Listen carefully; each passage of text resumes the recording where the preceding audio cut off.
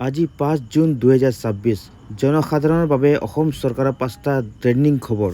অৰুণোদয় 3.0 আঁচনিৰ সুবিধা অব্যাহত।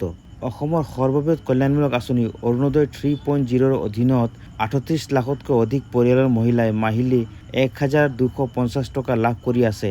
চৰকাৰে আঁচনিখন অধিক শক্তিশালী কৰাৰ ওপৰত গুৰুত্ব আৰোপ কৰিছে। ৰেচন কাৰ্ডৰ সৈতে অৰুণোদয় সংযোগ নতুন ব্যৱস্থা।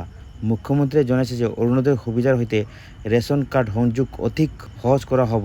বিশেষ ক্ষেত্ৰত একেটা পৰিয়ালৰ দুগৰাকী মহিলাইও সুবিধা লাভ কৰিব পাৰে। আহিছোঁ ৩ নম্বৰ খবৰলৈ। ১,২,০০,০০০ গছপুলি ৰোপণ অভিযান। বিশ্ব পৰিৱেশ দিৱস উপলক্ষে অসমত ১,২,০০,০০০ গছপুলি ৰোপণ কৰা হৈছে। এই অভিযানত স্ব-সহায়ক গোট আৰু গ্ৰামাঞ্চলৰ মহিলাসকলৰ ব্যাপক অংশগ্ৰহণ দেখা গৈছে। ৪ নম্বৰ খবৰটো হ'ল অৰুণোদয় আঁচনিৰ ফলত সামাজিক উন্নতি। NFHS-6 সমীক্ষাৰ তথ্য অনুসৰি মাতৃস্বাস্থ্য, শিশুৰ পুষ্টি আৰু মহিলাৰ আৰ্থিক সবলীকৰণ উন্নতি লক্ষ্য কৰা গৈছে। চৰকাৰে ইয়াৰ বাবে অৰুণোদয় আঁচনিক কৃতিত্ব দিছে। ৫ নম্বৰ খবৰটো হ'ল নতুন মন্ত্ৰীসভাৰ গঠন, জনকল্যাণমূলক আঁচনিৰ গুৰুত্ব। আজি নতুন মন্ত্ৰীৰ শপত গ্ৰহণৰ জৰিয়তে নতুন মন্ত্ৰীসভা সম্প্ৰসাৰণ কৰা হৈছে।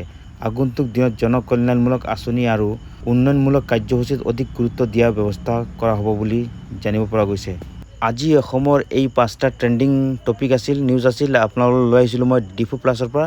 এনেধৰণৰ বাতৰি পাবলৈ আপোনালোকে চেনেলটো ছাবস্ক্ৰাইব কৰি ৰাখিব। ধন্যবাদ।